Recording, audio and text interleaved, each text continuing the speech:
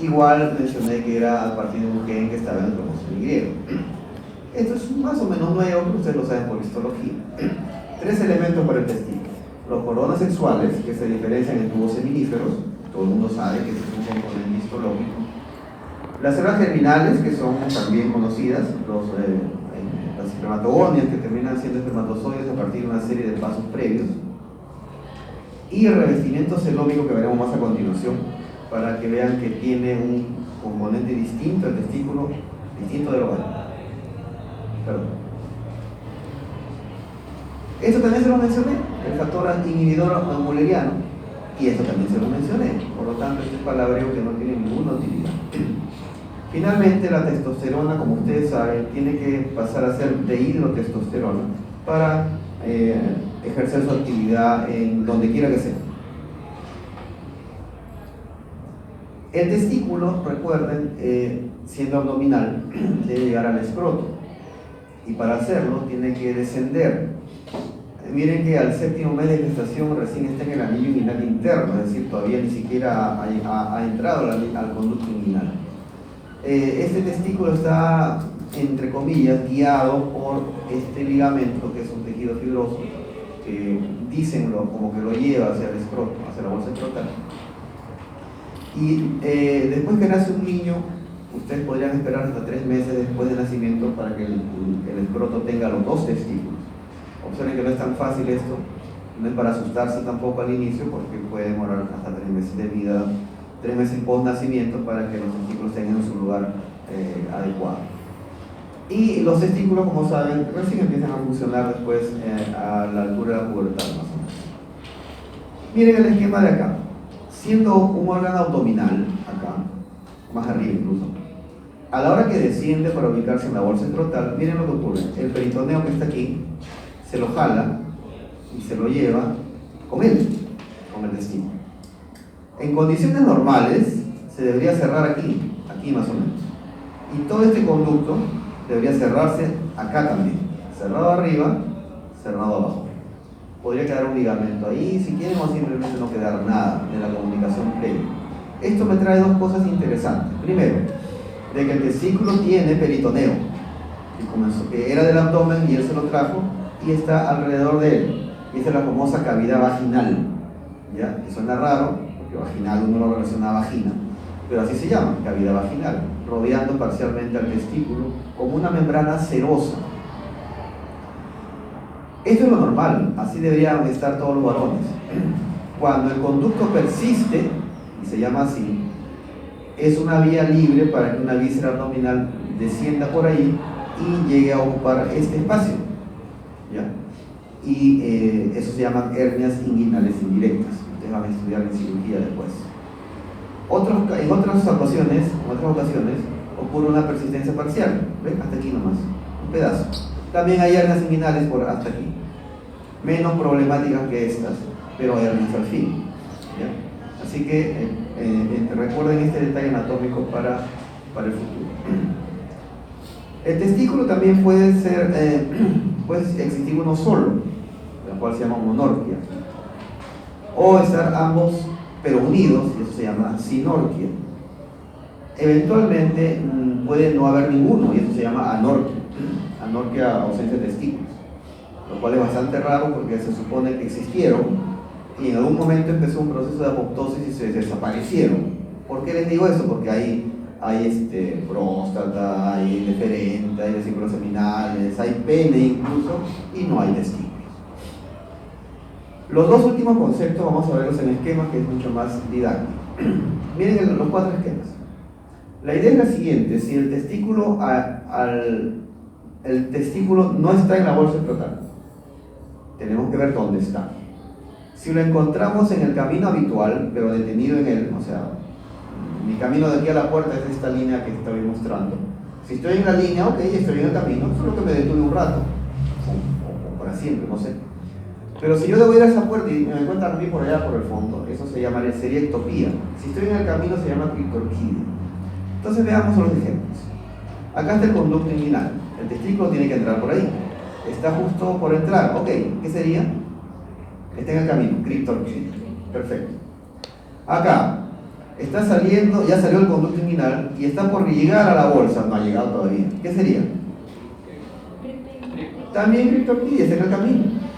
Pero miren bien este está, ¿dónde está? Está en el muslo, está en el muslo. ¿Eso es parte del camino habitual? No, ahí se llamaría ectopía. Y este de acá lo tiene en el periné. No hay forma de que esté en el periné, no debería estar en el periné, en la línea media. Entonces eso sería ectopía. Antes que no olviden, anoten la asistencia en esa cara de la hoja. ¿Cuál es el problema? Esté donde esté, mal ubicado. Volvamos a la criptorquídea entonces. Miren, un detalle interesante que es más frecuente en el lado derecho.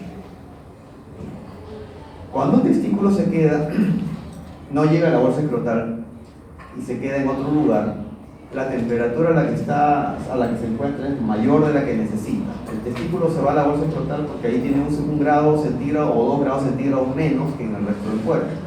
Y eso es vital para el desarrollo testicular. Si se queda en un lugar incómodo, con más temperatura, el testículo se va a atrofiar, se atrofia. Los túbulos se atrofian, hay pocas células, el tamaño disminuye. Y lo peor de todo es que el riesgo de cáncer aumenta, hasta 10 veces más de lo que tiene un varón normal. Por lo tanto, es muy alto el riesgo. Y encima que podría causar infertilidad, problemas como torsión testicular o problemas psicológicos por tener aparentemente un solo testículo. Tiene los dos, pero uno está escondido. Miren la bolsa escrotal, acá está el testículo izquierdo y en el derecho hay una especie de muesca porque no está ocupada la bolsa escrotal por el testículo que está acá. ¿Dónde? En el conducto inguinal, que está siendo abierto por el cirujano operado para llevar el testículo a su lugar. Esa es la idea. Ejemplo clásico de criptorquídea. Recuerden, más frecuente en el lado derecho. Derecho. Bien. Derecho. ¿Se acuerdan el primer esquemita que les mostré? Donde había sexo genital, sexo gonadal, sexo genético. Bien. Es más, algunos añaden también este sexo social, ¿no?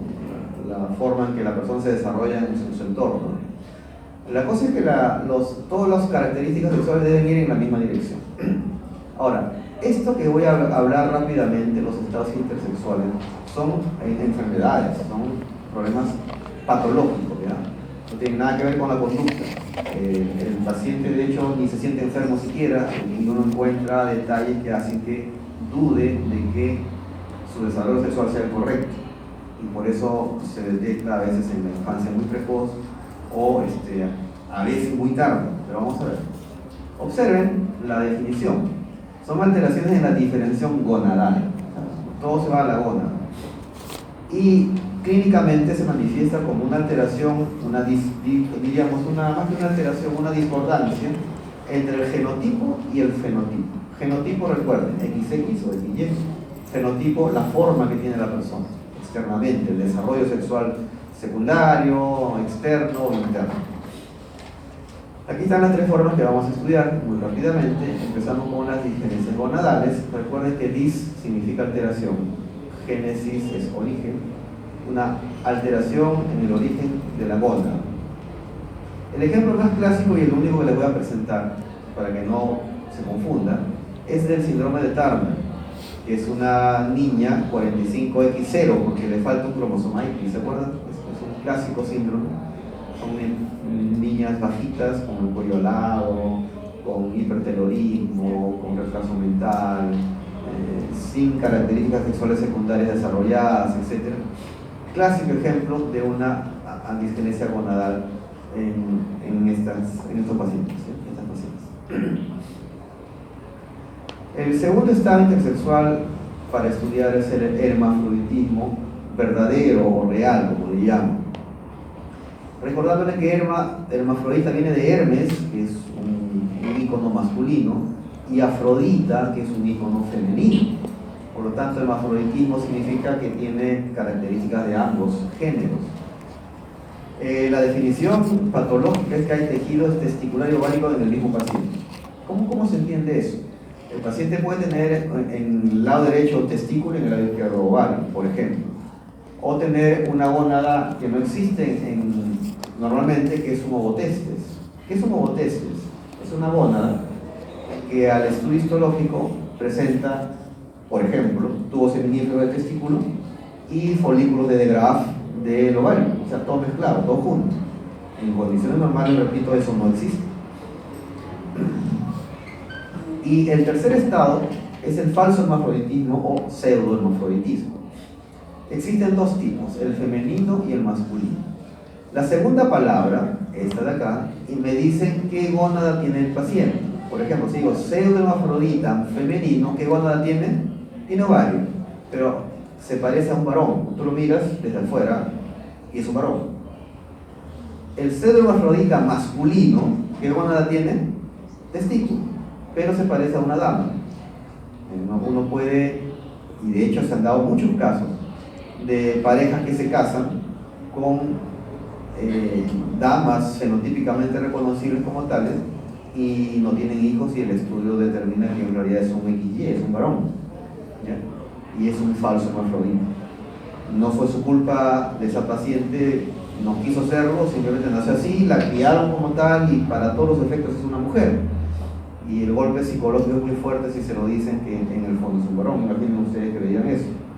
O al revés, que a un varón que se crea como varón que le digan, oye, en realidad tú eres mujer. No, terrible. Pero esos casos existen. De estas causas de falso hermafroditismo masculino, a ver, recuerden, ¿qué es un falso hermafrodita masculino? ¿Qué gónada tiene?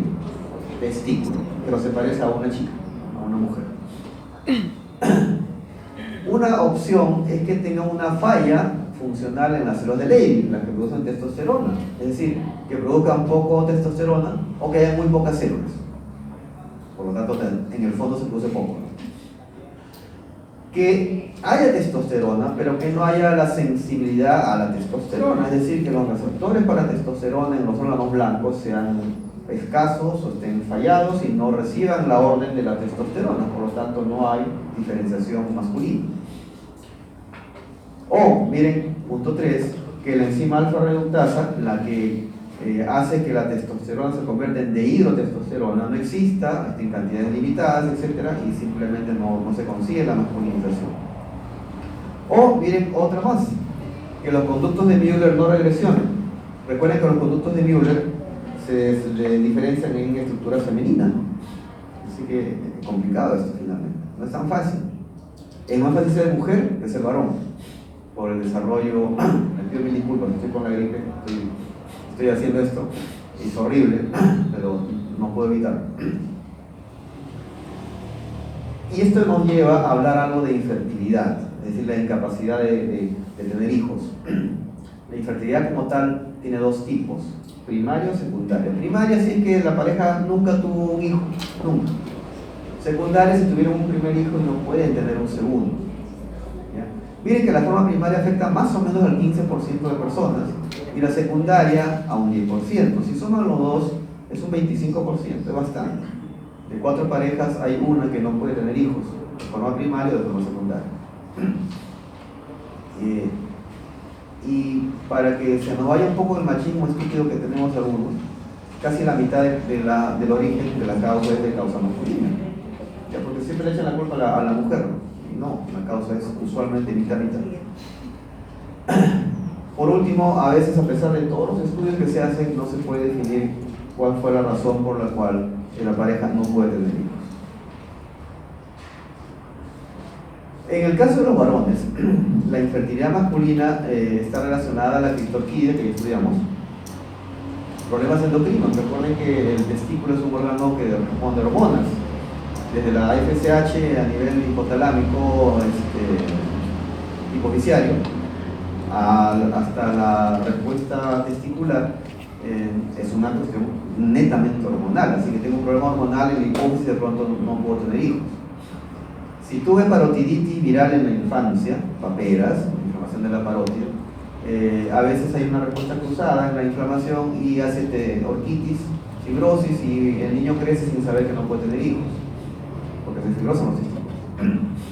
O hay un arresto en la maduración, es decir, los espermatozoides, las espermatogonias no logran avanzar en su estadio de maduración y se quedan arrestadas como espermatogonias de algún orden, primero, segundo orden, qué sé yo. y no llegan a madurar, por lo tanto no pueden fecundar. Si un varón tiene la mala suerte de tener cáncer muy joven, que nadie tiene la vida comprada, no vayan a pensar que ustedes nunca se van a enfermar. Y tenía un profe que nos decía, cuando yo tenía la edad de ustedes, nos decía, ustedes tienen todo el derecho a hacer cáncer. Y uno joven siempre le choca un poco eso, y dice, no estoy joven, estoy entero. No, pero sí, pues, hay cánceres que afectan a los jóvenes, precisamente. Así que tengan cuidado, no son Superman ustedes. Algo les puede pasar tarde o temprano. Estos pacientes con cáncer le dan su tratamiento oncológico y la quimioterapia o radioterapia puede alterar el desarrollo de las gónadas y no poder tener hijos en el futuro. Aunque ahora hacen algo muy elemental, ¿no? Que antes no se hacía. Extraen semen, lo congelan y después que pasa la enfermedad, si pasa, esperamos, pueden fertilizar in vitro a la dama y bueno, tener un hijo, el paciente con cáncer. Y esto de alta temperatura es divertido porque ya hemos dicho que el testículo requiere 1 o 2 grados centígrados menos que el resto del cuerpo, y eso ocurre en la bolsa escrotal. Pero si a la bolsa escrotal la subimos un poco, usando ropa interior pegada, adherida o lo que fuese, se pierde esa función y por lo tanto el testículo se somete a alta temperatura, se fibrosa y uno no puede tener hijos. Por lo tanto, la recomendación siempre es usar ropa interior, en el caso de los varones, holgada primero, y de algodón, no elasticada, no como la ropa interior femenina, que es completamente distinta porque no tienen ningún problema con sus ovarios, los tienen bien guardaditos así. Miren, la infertilidad, como dijimos, puede ser primaria o secundaria. La primaria están las causas, son evidentes. La secundaria, ya vamos a hablar en un ratito del varicocele y también de la orquitis, vamos a hablar de eso en un ratito. Y una de las formas usuales de estudiarla, a la infertilidad, es hacer el espermatograma. Creo que ustedes han hecho una práctica de eso en algún curso, no sé en qué curso. ¿Espermatograma? ¿Biología? ¿Sí? Biología. Y ustedes han visto que ahí miran, pues, un aproximado de la cantidad, el tamaño, si tienen una cabeza o dos, los espermatozoides, si tienen una cola o dos, cola corta, en fin, movilidad, etcétera. Y son todas características importantes para fecundar. Ahí está, es todo lo que evalúan, la forma, la cantidad, el movimiento. Miren que para fecundar un óvulo, uno solo, se necesita esta enorme cantidad de espermatozoides, barbaridad. Ya quisiera tener un sol por cada espermatozoide que tengo, ¿no? Seremos millonarios. Tanto así que si tengo menos de 20 millones por milímetro cúbico, y eso es bastante, puede que no fecunde a mi pareja. Soy un oligospermio. Si no tengo ninguno, soy un azoospermio, ¿no? Lo cual es, obviamente no puedo tener hijos. Imagínense que de estos 100 millones solo llega uno, ¿no? La teoría dice de que es para que llegue el más capaz, ¿no? El espermatozoide mejor dotado, ¿no? Y yo siempre dudo eso. Claro, imagínense. Miren los congresistas. ¿Ustedes creen que esa gente es el espermatozoide más hábil del padre? Si son unas arteburros. Entonces, si es el más capaz, ¿cómo sería el peor capaz? No me lo quiero imaginar, sería una meba. Ustedes son súper inteligentes y pueden ser más todavía si hacen gimnasia mental, estudiar, practicar, leer libros, etc. Serían el infinito, el cielo es el límite. Ustedes son muy capaces de hacerlo y les sugiero que lo hagan, ¿ya? Miren, el espermatozoide es el causante que estemos ahora en este momento ustedes y yo aquí. Esta es la llamada cabeza. Tiene en la parte anterior un acrosoma, que es un Golgi modificado, con potentes enzimas para cuando se pone en contacto con la membrana del ovocito, destruirla focalmente nada más, para que el material genético que está aquí atrás, ingrese al óvulo, al ovocito. En el cuello tiene las mitocondrias, que se quedan ahí, no pasan. Por lo tanto, todas las mitocondrias que tenemos, hombres y mujeres, solo derivan de nuestra querida madre, ¿no? Y una cola de preferencia larga para que soporte todo el lapso que requiere llegar desde ¿cómo le digo?, del cuello uterino hasta el ovario, ¿no? Que en longitud será, ¿cuánto será? Pues 6, 7, 8 centímetros, no es mucho, ¿no? Pero para un espermatozoide eso es como ir de aquí, no sé, de aquí a la China, ¿no? un huevo de kilómetros, larguísimo. Entonces, si mi problema está en que no puedo fecundar a una dama, eventualmente hay que buscar por lo menos en dos sitios el problema. En la fábrica de espermatozoides, que es el testículo, o en el camino. De repente yo sí produzco espermatozoides, pero en el camino alguien los mata. En el camino alguien me bloqueó el camino. En el camino, no sé, está cerrado. Algo hay en el camino, una inflamación. Entonces, cuando el problema está en el camino, el problema se llama obstructivo. Su nombre lo dice, ¿no? Obstructivo. El camino está bloqueado. Obstructivo. Y ahí está la definición. Muy sencilla. Las causas pueden ser inflamatorias, congénitas, traumáticas, quirúrgicas incluso. Pero hay una causa. El testículo produce espermatozoides, pero estos no logran llegar a donde tienen que llegar. Es obvio que en estos casos, si hago una biopsia del testículo, el testículo es la fábrica, ¿no es cierto? Hago una biopsia, va a salir normal, la fábrica está bien. Pero si la palabra es secretora, se refiere a la producción, es decir, a que el problema está en la secreción, en el origen, en la fábrica. Y ahí sí, ¿qué dice acá? Ahí sí la biopsia testicular me dice dónde está el patrón del daño. Porque el problema está en la producción y la producción ocurre en el testículo. El patrón de daño puede ser esclerosis de los túbulos, o sea, los tubos seminíferos, los conductos seminíferos están cerrados, por ejemplo. No hay forma que salgan los espermatozoides. Eso se ve en el Klinefelter, que lo han visto ustedes, el 47XXY, ¿no? O que hayan túbulos que solo tengan células Sertoli y no tengan espermatogonios, ni hablar. O que la espermatogénesis, es decir, el paso secuencial de espermatogonios hasta espermatozoides, esté alterado seriamente por alguna causa, que también se ve. El patólogo puede reconocer qué tipo de espermatogonia en qué estadio se ha detenido, por ejemplo.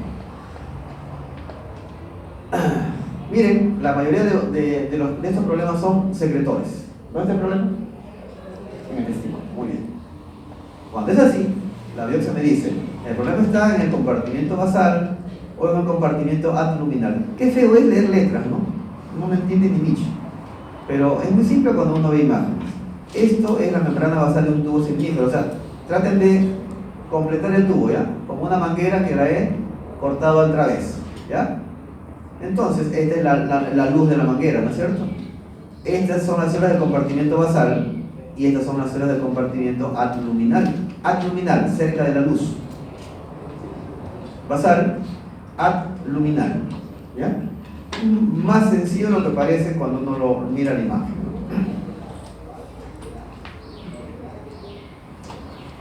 Los varones tenemos los testículos bastante expuestos. Es un punto muy clave en defensa personal, por ejemplo. Si ustedes quieren defenderse de un agresor masculino, la mayoría de instructores les van a decir patean los testículos. Y en realidad es una buena técnica, porque un golpe bien dado en los testículos te bloquea fácil, 2, 3, 4 minutos. Bien difícil que uno siga corriendo o agrediendo a alguien con un dolor de ese tipo, es terrible. Siempre le digo lo mismo, ustedes han visto en fútbol cuando juegan los equipos de fútbol y hay un tiro libre y hacen una barrera de futbolistas. ¿Qué se protegen los futbolistas? ¿Se protegen su cerebro? No tienen, ¿no es cierto? No, abajo nomás, porque si no ya no hay bataclana, ni nada de eso. Hay que proteger lo más importante. Es divertido, pero es que duele. Los que hemos jugado fulbito sabemos eso. ¿Ustedes han jugado fulbito los varones alguna vez? No tengo un patadón o un pelotazo ahí, ya, frito, pescadito. Te quedas tirado un rato ahí hasta que solito se va pasando. Y duele horrible. Así que, repito, en agresiones, por ahora que hay tanto agresor por ahí, tengan mucho cuidado. No solo las chicas, también los varones, por si acaso. Una patada bien colocada en ese lugar y se van corriendo. Y después le pateé en el cerebro, la verdad, todo, porque esa gente no sigue. No sigue.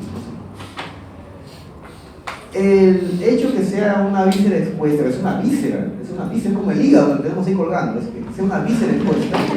No, en serio, es una víscera que estuvo en el abdomen y ahora está ahí en el aire, al aire prácticamente. Es complicado. Eso hace de que esté expuesto a muchas cosas. Por ejemplo, traumatismo, ¿no? ¿Qué dice? La definición del infarto hemorrágico testicular es que hay una súbita desinteracción, una súbita muerte, muerte rápida, porque no le llega sangre. Por muchas razones. Puede ser por torsión del cordón, por inflamación de las arterias, que nadie está libre de tenerla, por traumatismos directos, como los que les he dicho, por torsión del testículo, del cordón, las venas se cierran, pero la sangre arterial sigue llegando, el testículo se llena de sangre y se muere. Se llena porque la sangre no sale. ¿Asistencia? ¿Ya firmaron todos? Gracias.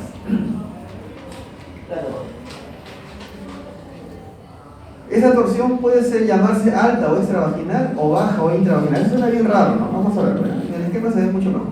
Esto es lo normal, esta es la cavidad vaginal. ¿Se acuerdan que esto es peritoneo, ¿no es cierto? Abdominal, que uno se lo jaló desde el abdomen. Cuando la torsión ocurre dentro de este espacio, se llama baja, pues, porque está bien abajo, o intravaginal. Y si ocurre por arriba, es alta o extravaginal. Bastante lógico, ¿no? El chiste es que a la hora del examen se confunde. ¿Era baja o extravaginal? ¿Era alta o intravaginal? ¿No? Razonen. Para llegar a la vagina tiene que estar bien abajo, a la cavidad vaginal. La imagen histológica es esta, es muy sencilla. Se ven los tubos seminíferos con intersticio y todo, pero todo lleno de sangre. Y muerto, porque ustedes ven las células, no se ven. Todo está destruido. Se ven sombras de los tubos, pero nada más. Varicocele es una enfermedad bien interesante que afecta a muchos varones, ¿sabes? Que no lo digan, es otra cosa. Es la dilatación varicosa, o sea, son varices del famoso plexo venoso pampiniforme, que son las venas que regresan del testículo. Al testículo le llega sangre, ¿no es cierto? Por una arteria. Pero la sangre que regresa a través de una malla, como una tela de araña, que se llama plexo venoso pampiniforme, y que está dentro del cordón espermático. ¿Qué ocurre? ¿Y por qué es más frecuente en el lado izquierdo? La clitorquida, ¿en qué lado era? Derecho. ¿Por qué es más frecuente en el lado izquierdo? Por una razón bastante simple. Miren, en el lado izquierdo el drenaje testicular tiene que llegar a la vena renal. Imaginen que tengo mi riñón aquí y su vena renal tiene que llegar a la vena cava inferior, ¿no es cierto? Entonces la vena renal está así horizontal. Y siendo horizontal, mi testículo izquierdo drena sangre desde donde está directamente a esa vena. Ustedes saben por física de que la presión que ejerce una columna de líquido ocurre sobre la base de esa columna de líquido, obviamente por la gravedad.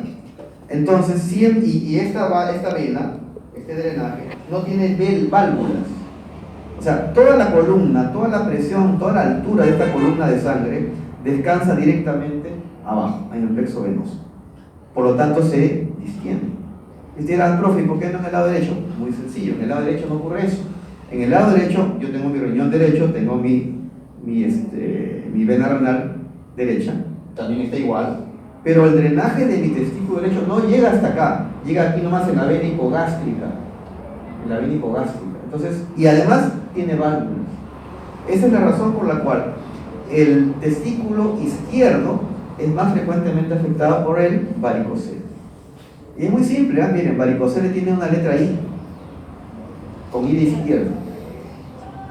¿Cuál es el problema? ¿Cuál es el problema con ustedes? Clitorquida, ¿qué cosa era? ¿Qué testículo? Pero a la hora del examen, el que estudia mal se patea. Aguanta, clitorquida. Tiene D, pero también tiene I. 1, 2, 3. Ya se paltea. El que estudia mal se paltea de todo. ¿Ya? Pero el que estudia bien, buenísimo, fácil.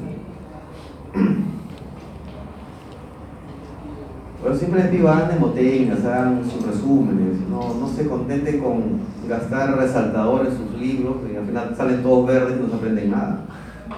O escuchar de grave, que son unas estupideces. Incluida la mía, que me equivoco muchas veces, como todo mundo. Ya, eso es lo mismo, ¿no? Miren, ahí está el esquema, acá está el testículo izquierdo, ahí están las venas dilatadas, el plexo venoso pampiniforme dentro del cordón espermático. Recuerden que el testículo izquierdo está por alguna razón más abajo que el derecho, no se sabe cuál, pero esto es real. Y a veces se ve, incluso a través de la piel del escroto, se ve la dilatación varicosa. Las inflamaciones testiculares se llaman orquitis. Y bueno, no hay nada de nuevo aquí, nada de nuevo, porque la definición es eso, lo mismo. Inflamatorios infecciosos del testículo. Ingresa un germen, viene la respuesta del cuerpo. Como cualquier inflamación en cualquier parte del cuerpo. ¿Por dónde ingresa el germen? Por igual, como en cualquier parte del cuerpo. Por vía sanguínea, por vía canalicular, es decir, por la uretra, o por vía linfática. Así que no hay nada nuevo, jóvenes. Todo esto es puro palabreo. A veces me paltea eso que es puro chamullo.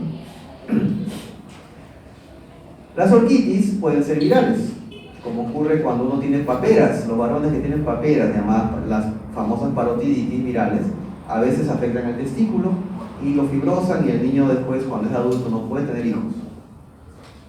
No se sabe. Si ustedes han tenido paperas, pregúntenle a su mamá: mamá, me dio paperas, y sepan que tienen el riesgo de quedar estériles. Es inusual, pero suele pasar.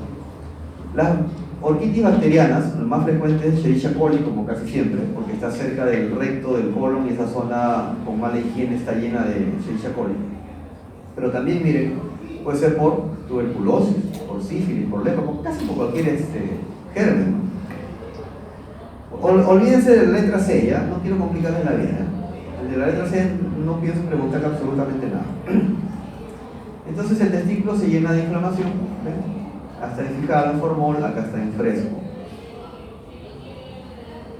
A veces forman granulomas en la tuberculosis, es igual que los otros.